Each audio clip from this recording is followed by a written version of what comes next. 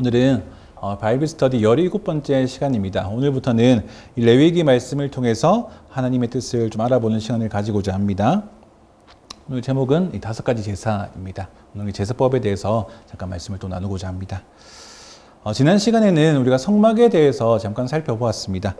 근데 지난 시간에 말하지 않은 것 중에 성막의 크기에 대해서는 그렇게 언급하지 않았는데 성막의 크기를 언급하면 그 성소와 지성소가 있는 공간은 그렇게 크지 않습니다. 우리 미터로 따지면 13m 내지는 그리고 4m 정도가 성소와 지성소가 있는 공간입니다. 그 뜰까지 다 합하면 한 50m와 한 25m 그 정도 됩니다. 이 성막 하나만 보면 가로 50m, 세로 한 23m에서 25m 정도인데 그것만 보면 좀 크다라고 생각할 수 있습니다.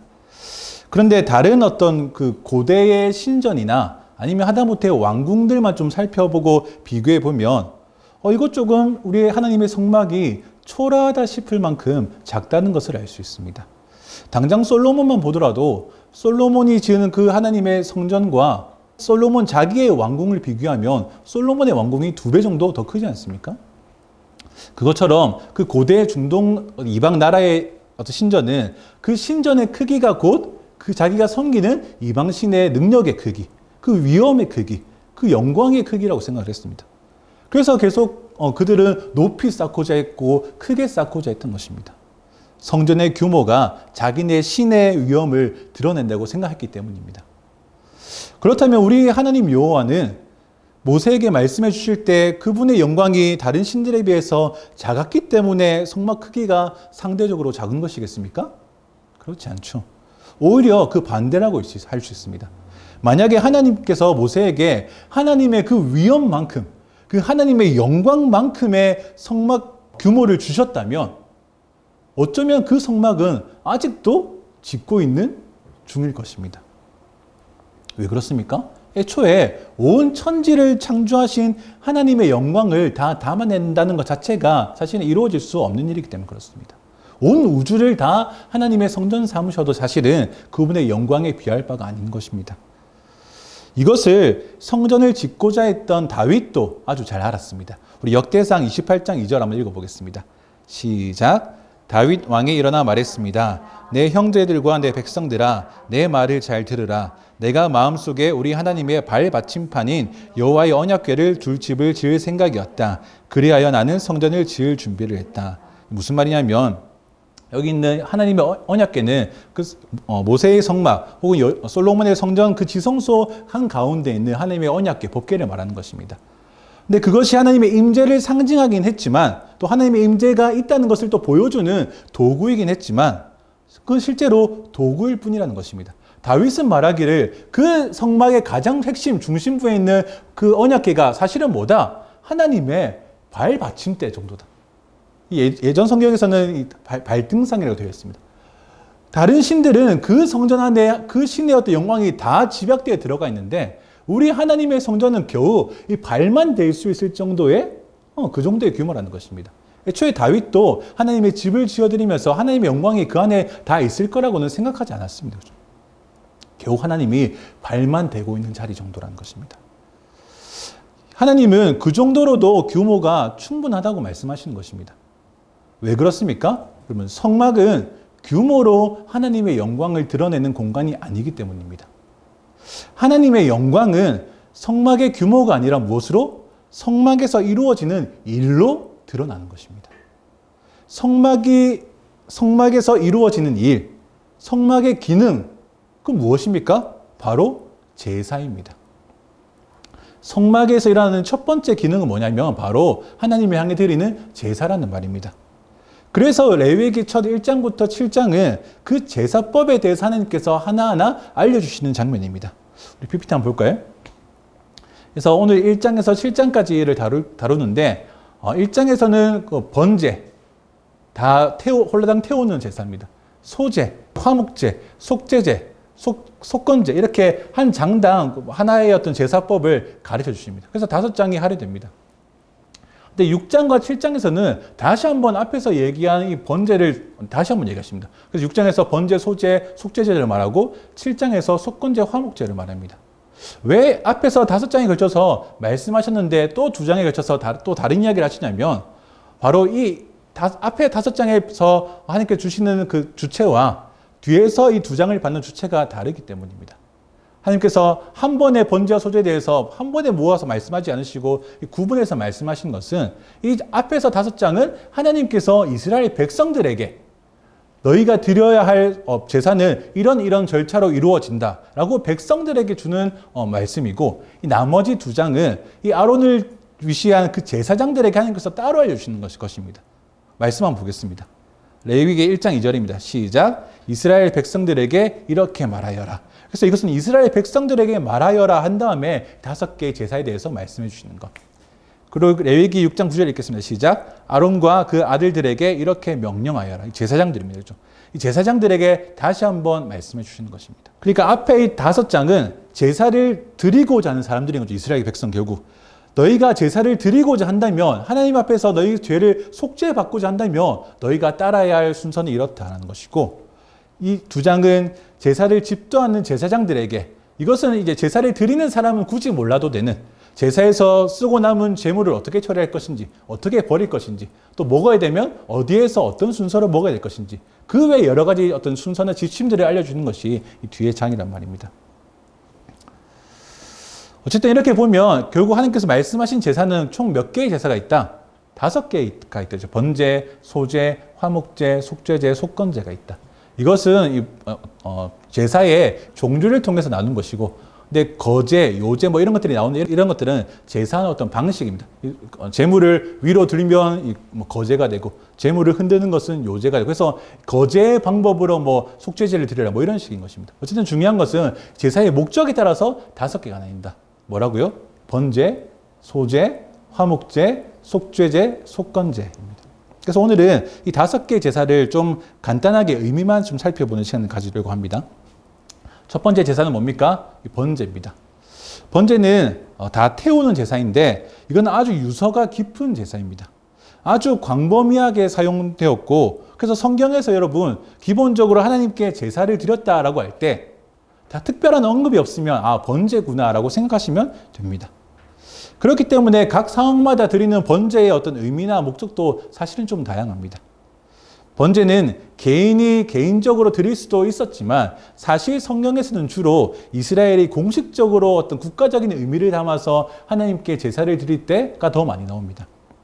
예를 들면 그 빼앗긴 하나님의 언약궤가 오베데돔의 집에 있다가 다윗의 성전으로 들어올 때 그 다윗이 기뻐하면서 드렸던 제사가 뭡니까? 번제입니다. 조금 더 앞으로 가면 창세기에서 하나님이 아브라함에게 이삭을 번제물로 바치라고도 하시죠. 심지어 그 이전 노아가 홍수가 끝난 다음에 방주에서 내려서 하나님 향해서 드린 제사도 뭡니까? 번제입니다. 그러니까 이 번제는 이 레위기에 기록되기 이전에도 이스라엘 역사 속에서, 구약의 역사 속에서 드려지고 있었습니다. 사실 번제가 애초에 모든 거의 제사의 기능, 이 속죄의 기능을 다 담당해 오다가 이 레위기에서 이 속죄에 대한 제사가 조금 더 세분화된 것이기도 합니다.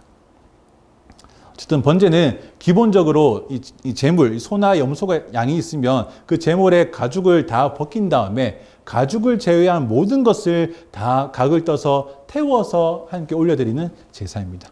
가죽을 제외한 모든 것은 다 태우고 이 남은 가죽은 어떻게 할까요? 이건 누가 가지냐면 이 제사장이 가집니다.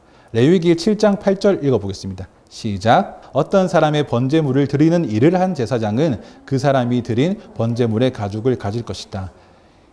제물을 다 태우고 남겨진 가죽은 누구에게 돌아간다? 제사장에게 돌아갑니다. 그럼 이것은 마치 하나님께서 창세기에 아담과 그 여자에게 가죽옷을 지어서 입히시는 그 장면이 떠오르면은 좋습니다. 왜냐하면 실제적으로 그 의미가 연결되어 있기 때문에 그렇습니다.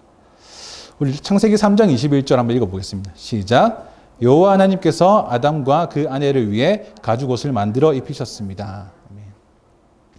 아담을 위해서 가죽옷을 입히셨다. 그 앞에 제사장에게 가죽을 주셨다는 것입니다.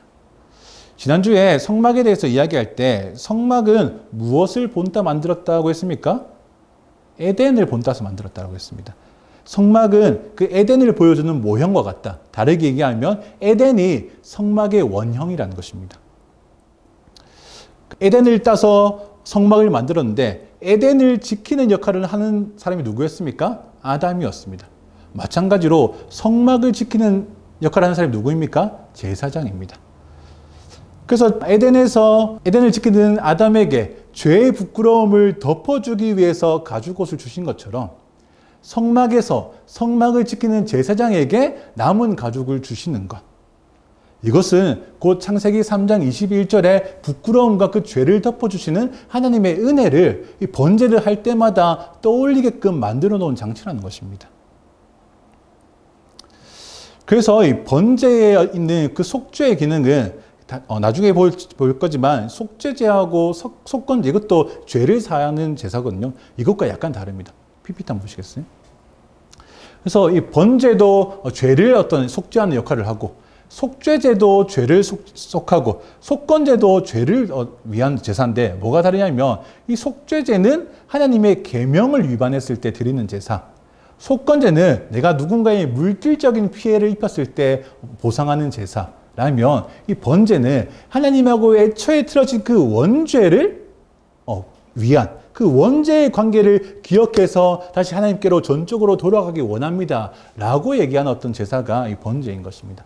같은 어떤 죄를 위한 제사이지만 어떤 그 죄의 성질은 조금 다르다는 것입니다. 그래서 번제가 이 원죄를 어떤 속하는 그런 어떤 기능을 한다는 것은 그 번제를 할 때마다 가죽만 남기고 가죽을 제사장이 가지고 감으로써 에덴에서 보여준 하나님이 아담에게 가죽옷을 지어서 입히는 그 은혜를 계속 떠올리게끔 하는 것이 번제라는 것입니다. 어쨌든 이렇게 번제는 아까 본 것처럼 특별한 국가적 이벤트가 있을 때 드려지는 것이기도 했지만 민수기에 보면 하나님께서 너희가 번제를 정기적으로 드려라. 정기적으로 너희가 번제를 해라고 말씀하십니다. 이스라엘은 그 말씀을 따라서 번제를 정기적으로 드립니다. 언제 드렸을까요? 이스라엘은 번제를 하나님 말씀 따라서 매일 드렸습니다. 매일 한 번이 아니라 매일 2번씩 드렸습니다. 매일 아침 저녁마다 그들의 어떤 성막에서는 그 번제가 타오는 그 연기가 끊이지 않았을 것입니다. 그리고 매일매일 할 뿐 아니라 매 안식일마다 또 해라. 그리고 매 절기마다도 너희가 해라는 것입니다. 그렇기 때문에 이 이스라엘 진영 내에서는 날마다 번제의 어떤 제물이 하나님 향해서 연기로 올라가는 것을 날마다 보는 것입니다. 그래서 하나님께서 아담에게 가죽옷을 입혀준 것처럼 우리도 우리의 부끄러움을 완전하게 덮어주실 그 메시아가 오시겠구나를 또 생각하게 하는 것이 이 번제의 기능입니다. 번제로 드려질 수 있는 제물은 크게 세 가지인데 숫소, 남자 소라는 말입니다. 그리고 숫양, 숫염소, 그리고 비둘기였습니다. 번제를 드릴 때 내가 번제를 드리고 싶으면 소를 잡아서 드릴 수도 있었고 아니면 양이나 염소를 잡아서 드릴 수도 있었고 아니면 비둘기를 잡아서 이 번제로 드려질 수 있었습니다. 이 소를 잡을 때마다 아니면 양을 잡을 때마다 비둘기를 잡을 때마다 그 제물의 어떤 번제의 의미가 달라지는 것은 아니었습니다. 뭐가 달라지는 거냐면 이 예배하는 내 경제적인 어떤 여건에 따라서 내가 소를 드리고 싶지만 내 이 형편이 소를 드릴 수 없는 상황이라면 그것보다 값싼 양이나 염소를 드려도 괜찮다. 네가 양이나 염소를 드릴 또 형편이 안 되면 비둘기로 드려도 괜찮다는 것입니다. 그냥 생각하기에도 이 비둘기 한 마리와 이 소 한 마리의 가격은 꽤 크겠죠. 지금 얼마인지 잘 모르겠지만 어쨌든 너희가 이것을 드릴 형편이 안 되면 이것으로, 이것도 안 되면 이것으로. 결국 뭐 하라는 겁니까? 어떻게든 너희가 번제를 드려야 한다는 것입니다. 그런데 소로 드릴 수 있는데 돈 아끼려고 비둘기로 잡아서 드리는 것은 안 되겠죠. 중요한 것은 너희가 날마다 번제를 통해서 이 하나님과의 어떤 끊어진 애초에 그 원죄를 날마다 떠올리며 그것을 속죄하는 그것이 날마다 너희 가운데 있어야 한다는 것입니다. 이것이 번제의 어떤 기능과 의미입니다. 그런데 여러분, 비둘기도 엄청 값싼 거였는데 그 비둘기도 못 드릴 만큼 형편이 있겠죠. 그렇죠? 이 비둘기가 얼마인지 잘 모르겠지만 비둘기도 못하는 사람들은 너희 뭘 해라? 짐승이 아니라 곡식, 밀가루 같은 것도 괜찮다라고 하십니다. 그것이 바로 소제입니다. 소제. 소제는 곡식 가지고 제사를 어떻게 해야 되는지는 알려줍니다. 그런데 누가 소제를 드려야 할 것이다. 내지는 소제할 때 곡식의 양은 얼만큼이어야 한다는 말은 없습니다. 그러니까 누가 소제를 해야 하는 사람이 누군지도 말 안 하고 소제할 때 양을 그 밀가루의 양을 얼마나 내야 되는지도 딱히 기록하지 않다는 것입니다. 특정 대상이나 곡식의 양을 정하지 않은 것. 그리고 소제가 주로 혼자 드리는 경우는 없고 번제를 드릴 때 같이 드리는 그런 것을 좀 겸해서 이 전통적인 어떤 유대 랍비들은 이 소제가 극빈자를 위한 어떤 번제를 대신하는 제사였다라고 거의 확신하면서 그렇게 이야기합니다. 어쨌든 이 소제를 드릴 때 특징이 있습니다. 뭐 절차는 다 마지막 다 빼고 그 특징만 말씀해 드리면 소제물에 이 누룩이나 꿀을 넣어서는 안 됩니다. 하나님께 드리는 제물에 이 누룩이나 꿀을 넣어서 드리는 것은 안 된다는 말입니다. 레위기 2장 11절 읽겠습니다. 시작. 여호와께 드리는 모든 곡식 제사에는 누룩이 들어갈 수 없다. 이는 여호와께 드리는 화제로 어떤 누룩이나 어떤 꿀도 바쳐서는 안 되기 때문입니다. 누룩이 들어가면 안 되는 이유는 보통 성경에서 누룩은 뭘 상징합니까? 이 부패나 변질을 상징합니다. 그래서 누룩을 넣지 말라고 하시는 것입니다. 꿀도 아마 비슷한 이유일 것입니다. 그래서 반드시 넣으면 안 되는 것을 말씀하시면서 그 다음에는 뭘 말씀하시냐면 너희가 소제를 드릴 때 반드시 넣어야 하는 것도 있다고 말씀하십니다. 2장 13절입니다. 시작. 모든 곡식 제물에는 소금을 쳐야 한다. 내 하나님과 맺은 언약의 소금을 내 곡식 제물에 빼지 말고 넣어야 한다. 내 모든 예물에 소금을 쳐야 한다. 너희가 누룩과 꿀은 절대 넣어서는 안 돼. 하지만 소금은 무조건 넣어야 돼. 왜요? 아까 누룩과 꿀은 왜 넣으면 안 된다? 이 변질과 부패를 상징하기 때문에. 그렇다면 소금은 왜 넣어야 될까요? 뭐 반대로 생각하면 소금은 부패를 방지하는 의미도 있겠지만 사실은 더 구체적인 이유는 뭐냐면 당시 고대 중동에서 소금은 이 동맹, 언약, 약속, 충성을 상징하는 어떤 도구였습니다. 내가 너와 충성을 맹세할 때, 내가 너와 약속을 정확하게 결합할 때 어떤 재료가 사용되냐면 소금을 두고 했다는 말입니다. 그 당시의 당시의 격언 중에 너와 나 사이에 소금이 있다. 이렇게 말하면 뭡니까? 너와 나는 완전히 결속된 관계로 묶여져 있다. 뭐 그런 의미라는 것입니다. 그래서 이 소금을 곡식 제물에 넣어야 되는 것은 부패 방지 소금이기도 하겠지만 더 구체적으로는 하나님과 너희가 그 언약과 충성으로 맹세한 아주 깊은 결속된 관계라는 것을 알려주기 위함입니다. 그래서 뭐라고 합니까? 이 소금을 언약의 소금이라고 부르는 것입니다. 이어서 나오는 것이 뭐냐면 화목제입니다. 화목제는 그 샬롬을 위한 어떤 제사입니다. 샬롬이 뭡니까? 뭐 평화, 뭐 안식, 안녕, 뭐 여러 다양한 말로 해석될 수 있습니다. 이 화목제는 다른 제사들하고 조금 구분되는 지점이 있습니다. 뭐냐면 번제는 아까 가죽 빼고 남은 고기와 기름은 다 어떻게 했습니까? 다 태워버렸습니다. 근데 화목제는 그 기름하고 내장 조금만 태우고 나머지 거의 모든 어떤 고기와 내장은 나누어서 제사장이 가서 먹기도 하고 또 그 남은 것은 제사를 드리러 온 그 사람이 챙겨서 먹기도 했습니다. 그러니까 이것은 근데 그날 다 먹어야 됐거든요. 그러니까 이 소를 드렸으면 이 소 한 마리 하루에 어떻게 다 먹습니까? 먹을 수 있습니까? 먹을 수 있는 사람도 있겠지만 보통은 다 못 먹죠. 그래서 이것을 가져가면 그날은 가족들이 같이 잔치를 벌이거나 그 재물이 많으면은 그 가족뿐 아니라 그 온 동네에 잔치가 일어나는 것입니다. 화목제물 양이 적으면 가족 파티가 되고 화목제물의 양이 많으면 동네 파티가 되는 것이죠. 여러분 이것은 화목제의 목적이 뭐다? 내가 제사를 함으로 하나님과의 나 사이에 샬롬을 확인하는 것을 넘어서 내 이웃과 내 동료와 내 공동체 간의 샬롬을 또 확인하는 것입니다. 번제는 오로지 하나님과 예배하는 예배자의 어떤 그 사이만 집중한다면 화목제는 시야가 넓은 것입니다. 아, 내가 하나님의 언약 백성이구나를 1차적으로 확인하고 그래서 내가 하나님의 샬롬, 그 보관에 들어와 있구나를 확인하고 또 근데 그 언약 백성이라는 것이 나 혼자 쫄랭쫄랭 가는 것이 아니라 뭐다? 함께 약속의 땅으로 가는 우리 공동체가 있구나. 이것이 나에게 주어진 두 번째 복이구나. 이것이 나에게 주어진 기쁨이구나. 아는 것입니다.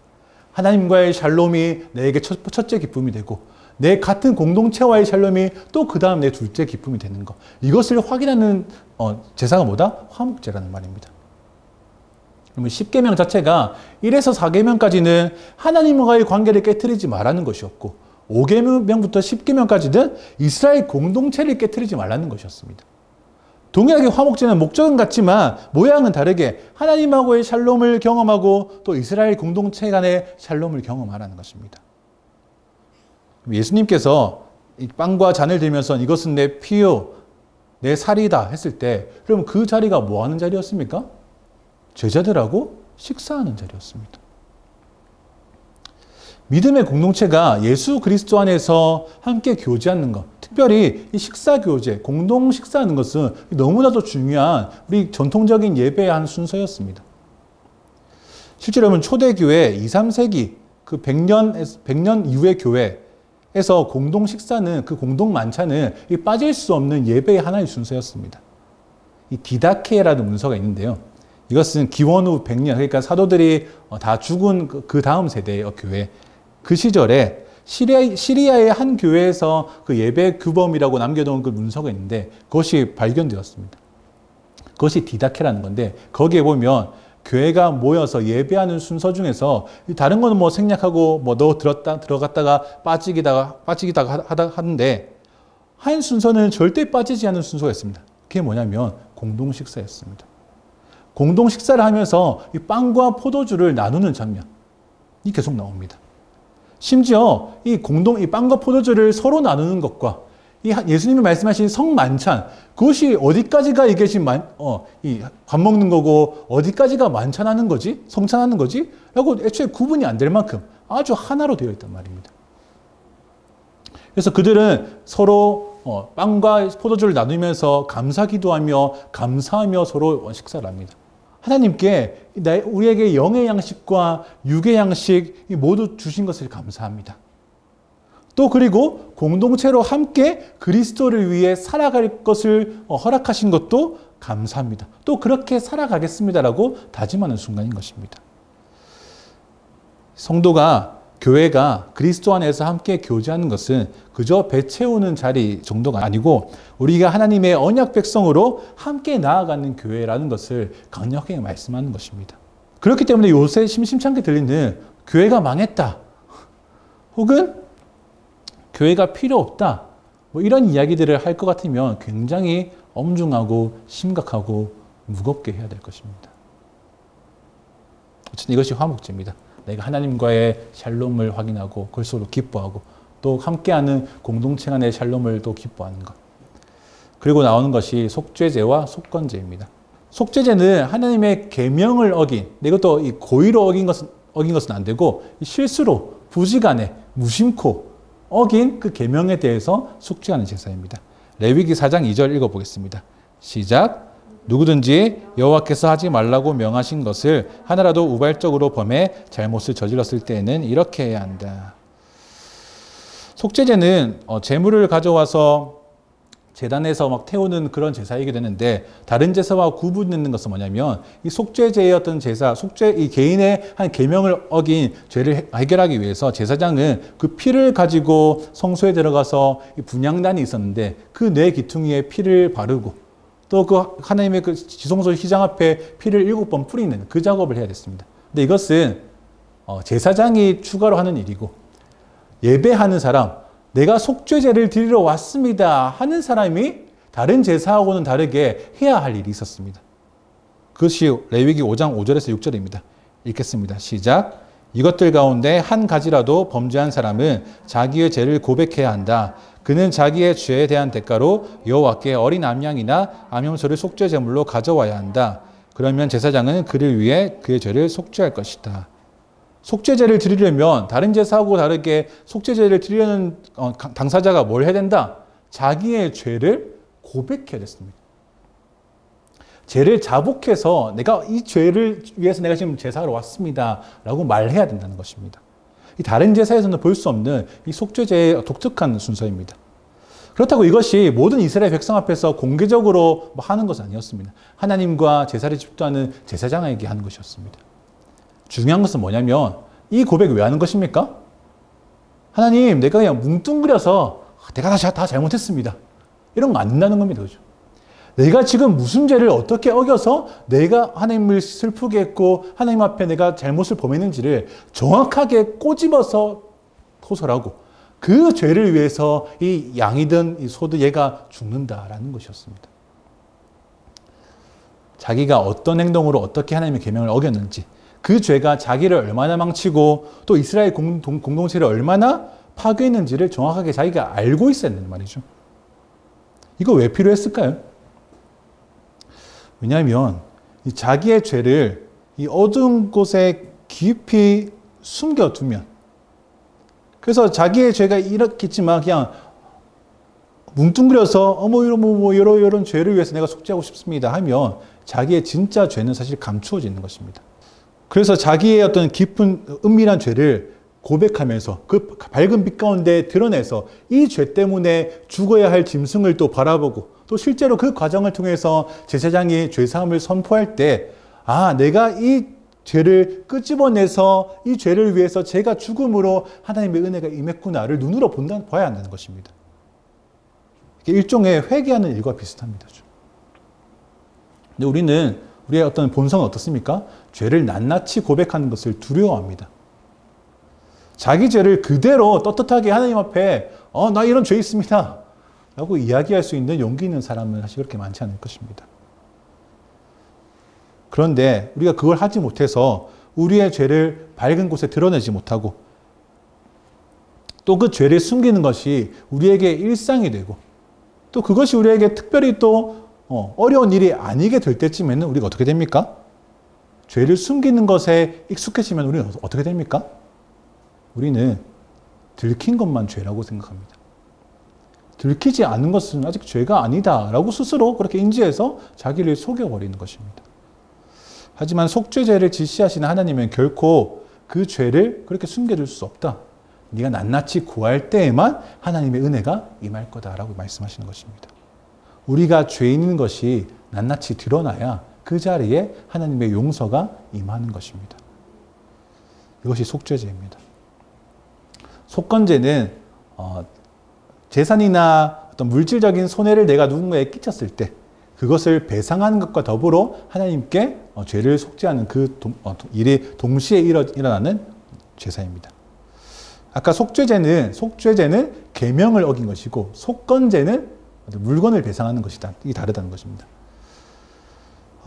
다른 사람의 것을 훔치거나 빼앗거나 심지어 다른 사람이 흘린 것을 내가 주었다가 그 사람이 내가 흘린 거 못 봤냈을 때 못 봤는데? 라고 하면 다 죄라는 것입니다.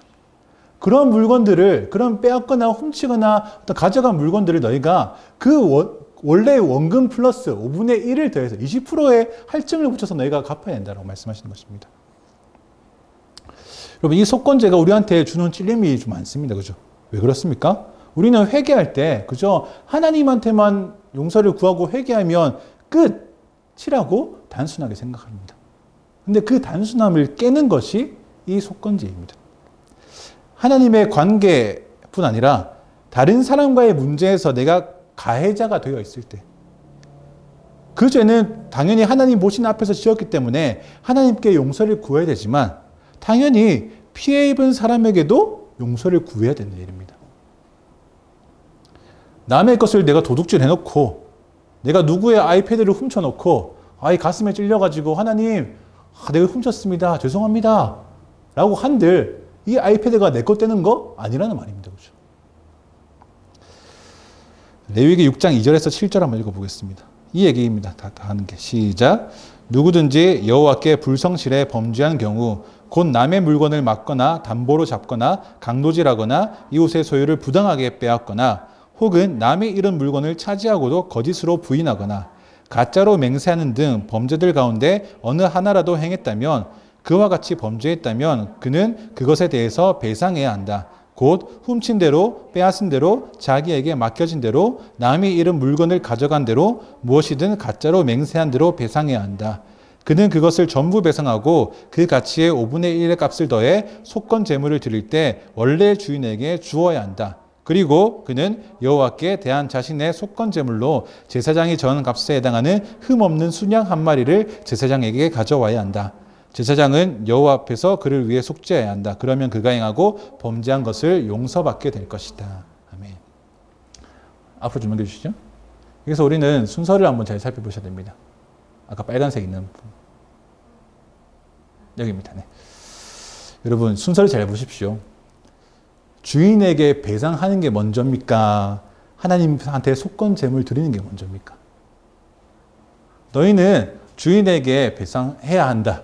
그리고 너희는 속건 제물을 드려야 한다. 주인에게 배상하는 게 먼저입니다, 여러분. 이게 이루어지지 않으면, 주인에게 먼저 그 값을 치르지 않으면 하나님께 속건 제물을 가지고 나아갈 수가 없습니다.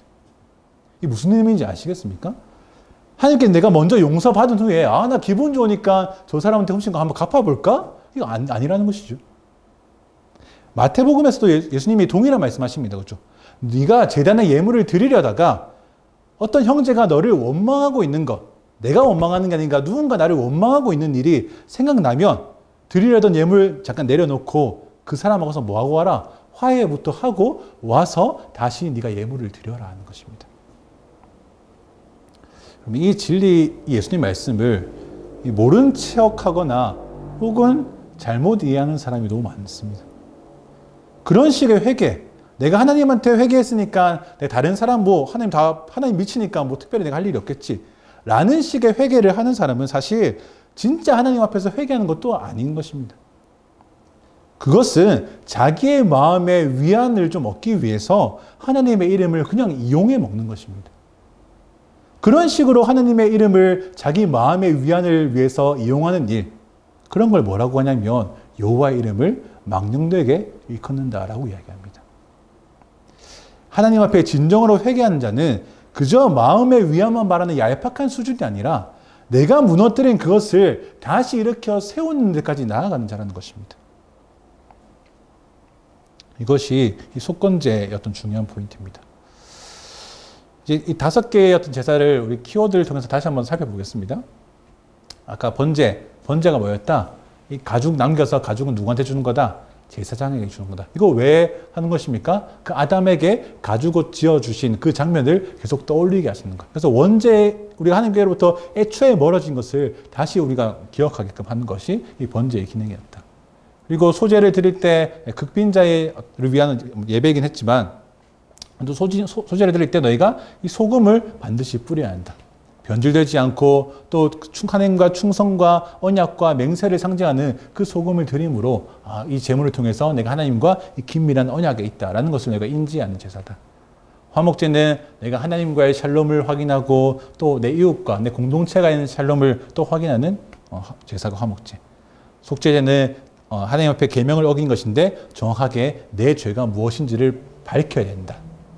속건제는 진정한 회개가 무엇인지를 알려주신 제사입니다. 그래서 이 레위기를 계속 제사법을 따라서 읽다 보면 저는 그런 질문을 스스로 한 적이 있습니다. 내가 지금 이 제사법을 계속 왜 읽어야 하는 거지? 왜 그렇습니까? 왜냐하면 우리는 방금 5개 제사법을 배웠습니다. 그리고 사실 처음 듣는 것도 아니죠, 여러분. 그죠? 이 번제든 화목제든 다 우리가 들어본 적 있습니다. 근데 들어본 적 있는 제사법을 따라서 여러분, 실제로 제사해 본 적 있으십니까? 없습니다. 저도 실제로 이 제사법을 따라서 제사해 본 적이 없습니다. 그리고 앞으로도 없을 것입니다. 그래서 그런 질문이 나옵니다. 앞으로도 내가 드리지 않을 이 제사법을 내가 왜 굳이 계속 머리 아프게 읽어야 할까? 우리는 주일마다 레위기의 말씀 따라서 이렇게 제사를 드리는 것도 사실 아니기 때문입니다. 그럼 여러분, 우리는 왜 성전에서 이런 제사를 왜 안 드립니까? 그럼 애초에 지금 우리에겐 그 성전의 개념마저 구약의 그것과는 좀 다르죠. 그죠? 구약의 이스라엘에게 주신 성막, 그 성전은 예수님이 오셔서 내가 진짜 성전이다. 그 구약의 성전과 성막은 예수 그리스도를 보여주는 또 하나의 모델일 뿐이다. 모형일 뿐이다. 예수님이 오셔서 내가 참 성전으로서 그 모든 일들을 다 해내셨고 그리고 예수님이 가신 이후에 성령 보내셔서 우리 가운데 거한다. 그 바울은 이제 네가 하나님의 성전이라고 말씀합니다. 그러니까 지금 우리가 드리는 예배하는 예배당하고 이 성경에서 말하는 성전은 약간 좀 구분하셔야 되겠습니다. 어쨌든 성전의 개념이 예수님이 이 땅에 오셔서 그 개념이 바뀌었듯이 레위기의 제사법을 따르지 않는 것도 무엇 때문입니까? 예수님이 오셨기 때문입니다. 히브리서 10장 3절에서 4절 읽어보겠습니다. 시작. 그러나 이 제사들에는 해마다 죄를 생각나게 하는 것이 있습니다. 이는 황소나 염소의 피가 죄를 제거하지 못하기 때문입니다. 이 레위기의 제사법에는 그 자체로 아주 치명적인 한계가 있습니다. 뭡니까? 그 제사로 죄를 완전히 해결할 수 없다는 것입니다. 안식일마다 혹은 매일매일 번제를 드리지만 그 제물 태는 냄새를 매일 맡지만 다음 주에 또 해야 되는 것입니다. 내일 또 해야 되는 것입니다. 이 짐승의 각을 뜨고 힘들고 고되고 그렇게 유쾌하지 않은 이 일을 다음 주에 또 매일 해야 되고 또 해야 되고 또 하는 것을 봐야 되고 냄새를 계속 맡아야 되는 것입니다. 근데 문제는 그렇게 수천 수만 마리가 죽어나가도 우리 안에 이 죄를 제거하지 못하는구나를 깨닫는 것입니다. 그래서 제사를 할 때마다 죄가 생각날 수밖에 없는 것입니다. 죄가 없어지지 않기 때문에. 그럼에도 하나님은 왜 이 제사법을 주셨습니까? 우리 히브리서 10장 10절에서 12절입니다. 시작. 이러한 뜻 가운데 예수 그리스도께서 단번에 자기의 몸을 들이심으로 우리가 거룩하게 됐습니다. 모든 제사장은 날마다 서서 섬기며 반복해 똑같은 제사를 드립니다. 그러나 그것들은 결코 죄를 제거할 수 없습니다. 그러나 그리스도께서는 죄에 대해 단번에 영원한 제사를 드리시고 하나님 오른편에 앉으셨습니다. 이 제사 제도가 죄를 근원적으로 제거할 수 없는 것이지만 그럼에도 하나님께서 이스라엘 가운데 제사법을 주신 이유는 무엇입니까? 이 제사 제도 자체가 장차 올 메시아 예수 그리스도를 보여주는 그림자이기 때문에 그렇습니다. 죄를 해결한다는 이 짐승의 피는 온전한 것이 아니었기 때문에 이 매일 해야 됐습니다. 매일매일 혹은 절기마다 이 반복해야 하는 일이었지만 그 그림자의 본체 대신 예수님께서 오셔서 자신의 피로 단번에 흠없고 완전한 제물이 되셨기 때문에 그것으로 영원한 구속이 완성된 것입니다. 여러분, 구약의 이스라엘은 하나님께 제사를 드릴 때 4가지가 필요했습니다. 뭐가 필요했습니까? 성전이 필요했습니다. 그리고 제사장이 필요했어요. 그리고 제물이 필요했고 제물을 드릴 때 절기가 필요했습니다. 성전, 제사장, 제물, 절기가 이 4가지가 있어야 이스라엘은 제사를 드릴 수 있었습니다. 그런데 예수님은 자기의 몸으로 이 4가지를 다 충족하신 것입니다. 자기의 몸이 완전한 성전 되셨고 또 그분이 스스로 유일한 대제사장 되십니다. 그리고 스스로를 아까 말씀 읽었지만 단번에 영원한 희생 제물로 삼으셨습니다. 그리고 모든 절기의 주인이 누구이십니까? 바로 예수님이십니다. 우리가 지금 이 레위기의 제사법에 따라서 제사하지 않는 이유는 자명합니다. 제사는 예수님을 보여주는 예표, 그림자였고 근데 그 주인 대신 본체 대신 예수님이 이 땅에 오셔서 그것을 완전하게 성취하셨기 때문입니다. 그래서 어디서 누가 하나님께서 하라고 하신 유월절 왜 아직도 안 지킵니까? 라고 물으면 여러분 어떻게 됩니까? 그렇네? 라고 어리둥절해서는 안 될 것입니다. 말했지만 모든 제사와 절기는 예수님을 보여주려고 하는 하나님의 어떤 그런 의도였고 그 실체이신 분이 이 땅에 오셔서 우리 죄를 위해서 죽으시고 부활하셨다. 예수님이 오셔서 그 그림자의 실체를 다 이루어 주셨는데 다시 제사를 하는 것은 무엇입니까? 아직 예수님이 안 온 것처럼 메시아를 기다리겠다라는 말입니다. 그럼 이제 우리는 아까 질문으로 다시 돌아오겠습니다. 우리는 왜 레위기의 제사법을 읽어야 하는가? 어떻게 답하시겠습니까? 우리는 여러분 레위기 제사법을 읽어야 됩니까? 이미 제사의 기능이 끝났는데 제사법을 읽을 필요가 있습니까? 2가지로 답할 수 있습니다. 한 가지는 우리가 제사를 실제로 하기 위해서 레위기의 제사법을 읽을 필요가 없습니다. 또 제사를 하기 위해서 레위기의 제사법을 읽어서도 안 됩니다. 우리가 지금 레위기를 읽고 배우고 나누는 이유는 다른 이유 없습니다. 예수님을 더 깊이 알기 위해서입니다. 이 땅에 죄를 대속하시는 흠없는 제물로 오신 예수님이 어떤 분이신지를 더 깊이 이해하기 위해서 하나님 말씀하신 제사법을 우리가 읽는 것입니다. 하나님께서 이스라엘에게 제사 방법을 가르쳐 주신 목적은 그 언약 백성이 죄의 문제를 어떻게 해결해서 하나님께로 나아올 것인가 하는 것이었습니다. 어떻게 나아갑니까? 이 제사를 통해서 언약 백성이 하나님께 나아갑니다. 이 제사는 결국 우리 예수 그리스도가 되시고 우리는 예수 그리스도를 통해서 하나님께 나아가는 것입니다. 그러므로 우리는 레위기를 통해서 어떤 것을 알게 됩니까? 하나님께 우리가 어떤 마음으로 나가야 하는가? 어떤 모양으로 나가야 하는가? 예수님이 우리 가운데 죄를 사해 주신 것이 도대체 어떻게 이루어진 일인가를 알게 되는 것입니다. 그러므로 이 레위기를 읽을 때마다 우리를 위해서 흠없는 제물 되셔서 더 이상 염소와 송아지의 피가 아니라 예수님에게 흘리신 피로 단번에 영원한 제사, 또 단번에 영원한 구속을 완성하신 그 예수 그리스도를 깊이 이해하고 또 깊이 사랑하게 되는 우리 온리주교의 성도님 되시기를 축복합니다. 기도하겠습니다.